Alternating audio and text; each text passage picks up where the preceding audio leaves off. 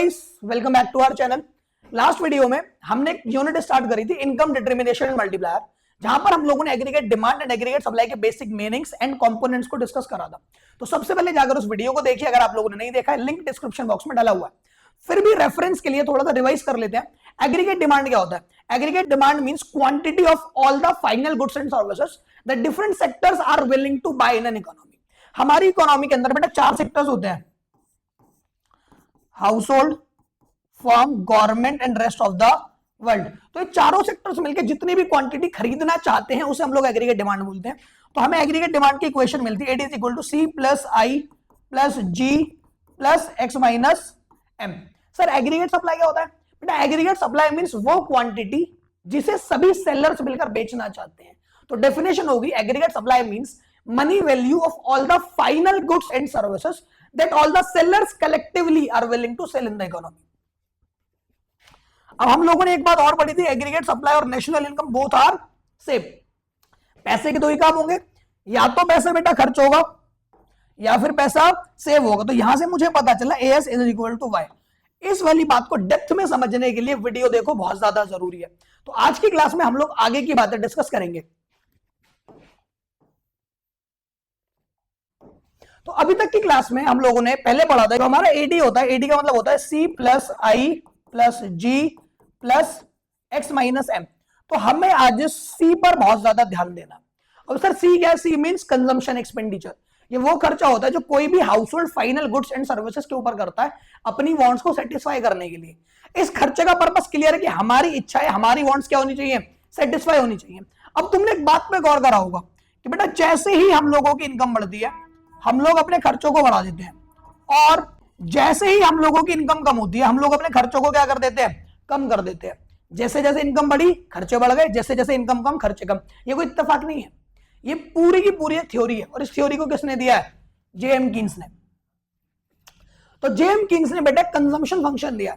जब भी आप लोगों को कहीं पर भी फंक्शन वर्ड मिले तो समझ जाना ये रिलेशनशिप बताना चाहता है। अब जितने भी वेरिएबल्स के बारे में बात करो, जिन भी वेरिएबल्स के बारे में बात करो, उन दोनों वेरिएबल्स में आपस में क्या रिलेशन है? तो कंजम्पशन फंक्शन क्या बताएगा? कंजम्पशन फंक्शन रिलेशनशिप बताएगा। किसके बारे में?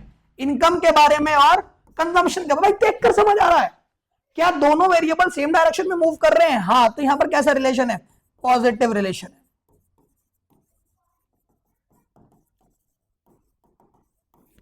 पॉजिटिव रिलेशन है। तो कंजम्पशन फंक्शन क्या करता है? कंजम्पशन फंक्शन बेटा हम लोगों को फंक्शनल रिलेशनशिप बताता है। किस किस के बारे में? कंजम्पशन के बारे में और इनकम के बारे में, कि दोनों वेरिएबल्स में आपस में कैसा रिलेशन है। जैसे जैसे सामने वाले इंसान की इनकम बढ़ती है अकॉर्डिंगली वो अपने खर्चों को भी क्या कर देगा? बढ़ा देगा। छोटी सी बात का ध्यान देना, यहां पर हम लोगों ने बात करी है डिस्पोजेबल इनकम की। सर क्या normal income and disposable income दोनों सेम होती है? सर क्या national income and disposable income दोनों सेम होती है? नहीं बेटा, दोनों में फर्क होता है। नेशनल इनकम मींस वो पैसा जो आपकी कंट्री ने कमाया है, आपकी इकोनॉमी में कमाया, आपके देश के लोगों ने कमाया है। बट डिस्पोजेबल इनकम मींस वो पैसा जो आपने कमाया है एंड आप उसे फ्रीली खर्च कर सकते हो। दोनों का मतलब सुनने में सेम होगा बट सेम है नहीं, ऐसे समझो। मान लो आज मेरी इनकम 20 लाख रुपए है, तो अगर मैंने 20 लाख रुपए कमाए, क्या मैं 20 के 20 लाख रुपए खर्च कर सकता हूं अपनी मर्जी से? नहीं, गवर्नमेंट आ जाएगी हमें टैक्स दो, टैक्स। तो अगर मैंने 20 लाख रुपए कमाए, उसमें से 5 लाख रुपए टैक्स चला गया, कंपलसरी पेमेंट चली गई, तो मेरे पास कितना बचा? 15 लाख रुपीस। तो वो 15 लाख रुपए ही बेटा मेरे लिए डिस्पोजेबल इनकम है, जिसे हम वाईडी से डिनोट करते हैं। तो इसीलिए यहां पर हम लोग जिस इनकम की बात करिए वो डिस्पोजेबल इनकम। तो डिस्पोजेबल इनकम क्या बोलती है? ये वो इनकम होती है जो आप फ्रीली खर्च कर सकते हो, because compulsory payments, mandatory payments को आप ऑलरेडी कर चुके हो। तो what about consumption function is? It simply explain the relationship between the income and the consumption expenditure. बहुत बढ़िया।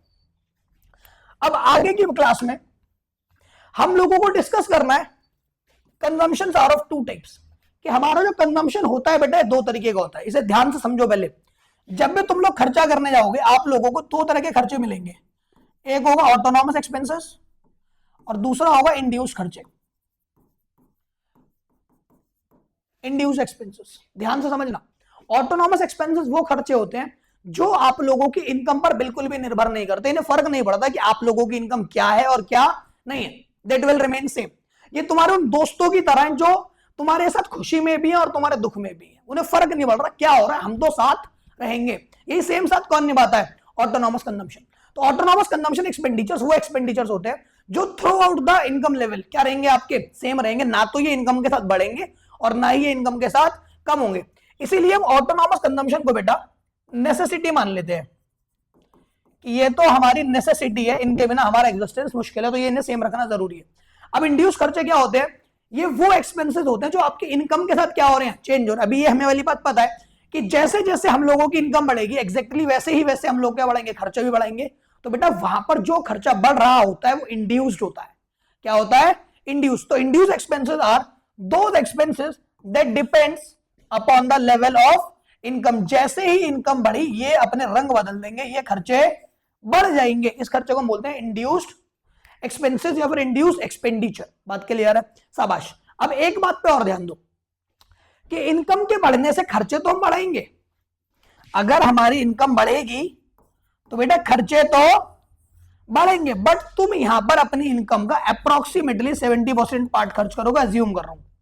सर हमने टोटल पैसा क्यों खर्च नहीं करा, बिकॉज याद करो अगर तुम्हारी इनकम जीरो होगी क्या तब भी तुम्हें नेसेसिटी वाले खर्चे पूरे करने हैं। हाँ, तो अगर भाई नेसेसिटी वाले खर्चे करने हैं तो उस चीज के लिए तुम्हें सेविंग्स आज से ही करनी पड़ेगी। तुम्हें थोड़ा सा पैसा अभी क्या करना पड़ेगा, सेव करना पड़ेगा। दैट्स व्हाई इनकम के बढ़ने से कंजम्पशन बढ़ता तो है बट कभी भी सारा पैसा खर्च नहीं होता, थोड़ा सा पैसा हम क्या कर लेते हैं, सेव कर लेते हैं। और इस चीज को हम बोलते हैं साइकोलॉजिकल लॉ ऑफ कंजम्पशन। क्या बोलते हैं, साइकोलॉजिकल लॉ ऑफ कंजम्पशन। तो एक बार इंड्यूस कंजम्पशन ध्यान से देख लो।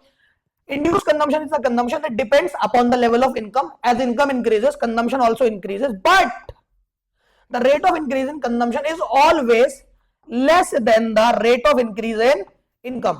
जिस प्रपोर्शन से कंजम्पशन बढ़ेगा वो हमेशा कम होगा किसके मुकाबले, जिस प्रपोर्शन से आप लोगों की इनकम बढ़ी है। ऑटोनॉमस कंजम्पशन क्या बोलता है, अभी बताया था, कि वो कंजम्पशन होता है जिसे फर्क नहीं पड़ता, which do not depends upon the level of income. अगर तुम्हारी इनकम जीरो भी हो जाती है, अगर तुम्हारी इनकम जीरो भी हो जाती है तब भी तुम इन वाले खर्चों को करोगे बेटा, तो जो भी उस टाइम में तुम खर्चे कर रहे हो उन सारे खर्चों को हम क्या बोलेंगे, ऑटोनॉमस कंजम्पशन बोलेंगे। तो अब मुझे बताओ हमारे टोटल खर्चे में क्या क्या ऐड होगा, ऑटोनॉमस वाला खर्चा भी ऐड होगा और इंड्यूस वाला खर्चा भी ऐड होगा। यहां पर बेटा ऑटोनॉमस खर्चों को हम लोग रिप्रेजेंट करते हैं ए से और इंड्यूस कंजम्पशन को हम लोग रिप्रेजेंट करते हैं एमपीसी वाई से। तो यहां से जब मैं अपनी टोटल इक्वेशन निकालूंगा तो टोटल इक्वेशन मुझे मिलेगी C is equal to A plus MPC Y। A means autonomous consumption, MPC Y means induced consumption. अभी डिस्कस करेंगे और डेप्थ में कि MPC क्या होता है। तो MPC बेसिकली एक रेशो है कि इनकम के बढ़ने से हम लोग खर्चा तो बढ़ाएंगे बट वो खर्चा कितने प्रपोर्शन में बढ़ाया जाएगा, कि हम अपनी एडिशनल इनकम का कितना पार्ट क्या करेंगे, खर्च करेंगे। अभी स्केड्यूल है हमारे सामने, स्केड्यूल से पहले फॉर्मूला याद करो, हमने टोटल कंजम्पशन का फॉर्मूला क्या लिखा था, A प्लस MPC Y। ये A कौन सा वाला खर्चा है बेटा, ऑटोनॉमस वाला खर्चा जो बिल्कुल भी चेंज नहीं होगा। ये MPC क्या है, ये रेशो है, रेशो कि अगर तुम्हारे पास एक्स्ट्रा पैसा आएगा, अगर तुम्हारे पास एडिशनल इनकम आएगी तो उस एडिशनल इनकम की वजह से तुम कितना एडिशनल खर्चा करोगे। तो MPC is equal to delta C upon delta Y। हम अज्यूम करके चल रहे हैं कि हमें MPC की वैल्यू 0.7 गिवन है।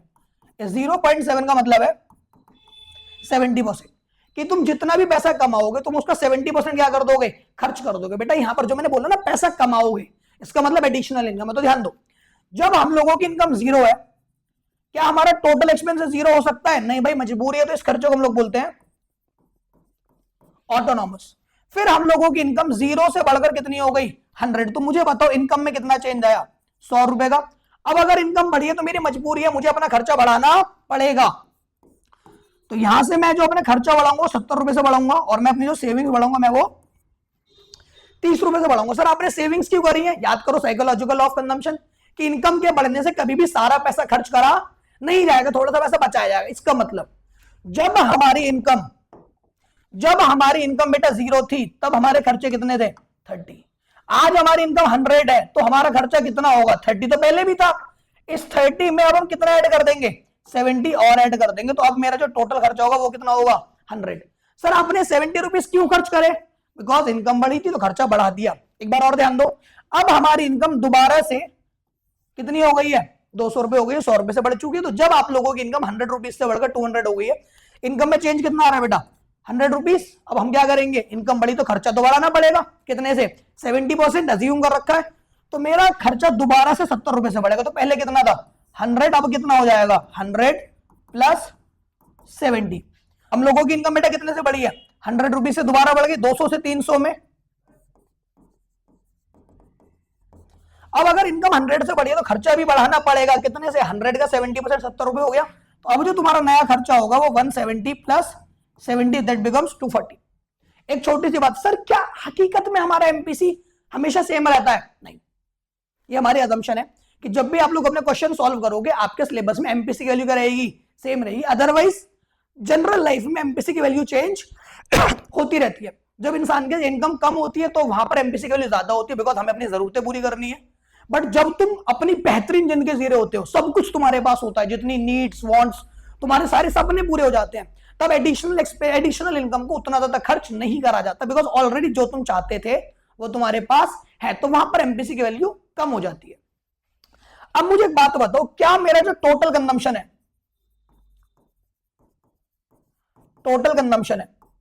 वो 0 हो सकता है? नहीं, हमारा टोटल कंजम्पशन कभी भी 0 नहीं हो सकता। अगर आप लोगों की इनकम 0 है, अगर इनकम क्या है? 0, तब भी हमारा कुछ ना कुछ खर्चा तो हो रहा है। तो जब तुम कंजम्पशन कर्व बनाओगे तो वो कंजम्पशन कर्व बेटा कुछ ऐसे बनेगी। तो ये वाला एरिया हमें रिप्रेजेंट करता है ऑटोनॉमस कंजम्पशन, और जो बढ़ता हुआ एरिया, ये एरिया मुझे रिप्रेजेंट करता है इंड्यूस कंजम्पशन। कि जैसे जैसे हम लोगों की इनकम बढ़ रही है एग्जैक्टली वैसे वैसे हम लोग अपना क्या बढ़ा रहे हैं? कंजम्पशन बढ़ा रहे हैं। हम लोग अपने खर्चों को और बूस्ट अप कर रहे हैं। ये होती है बेटा हम लोगों की एक्स एक्सेस, ये होती है वाई एक्सेस। यहां पे हम लोगों ने ले लिया कंजम्पशन, और यहां पे हम लोगों ने ले लिया अपनी इनकम। ध्यान दो, जो इसका स्लोप होता है, ये स्लोप बताता है बेटा एमपीसी।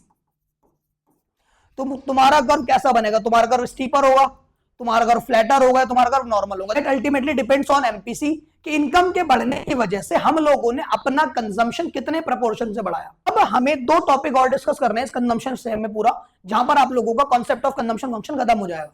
हम लोगों को अब 2 बातें डिस्कस करनी है। पहली बात है एपीसी, दूसरी बात है एमपीसी। इस बात को समझने से पहले जरा थोड़ा सा वापस शेड्यूल देखो। जहां पर आप लोगों की इनकम बेटा 0 थी, आप लोगों ने कितना खर्चा करा? 30 रुपए।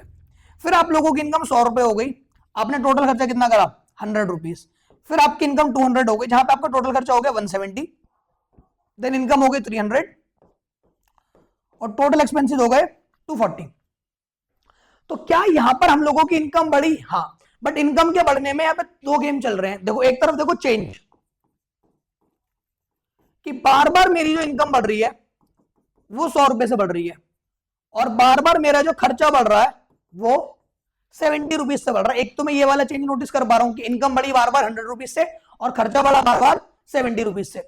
दूसरी बात मैं देख पा रहा हूं कि सर स्टार्टिंग में आपकी इनकम 0 थी, जहां पर आपने स्पेंड करे 30 रुपीज।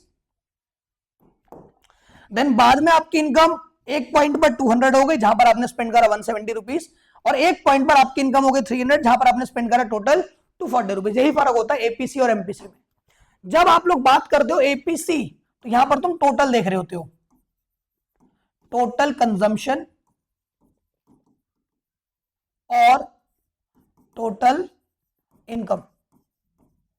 और जब हम लोग बात करते हैं एमपीसी से, एम का मतलब ही होता है मार्जिनल, और मार्जिनल का मतलब होता है एडिशन। तो यहां पे हम लोग सिर्फ और सिर्फ क्या देखते हैं?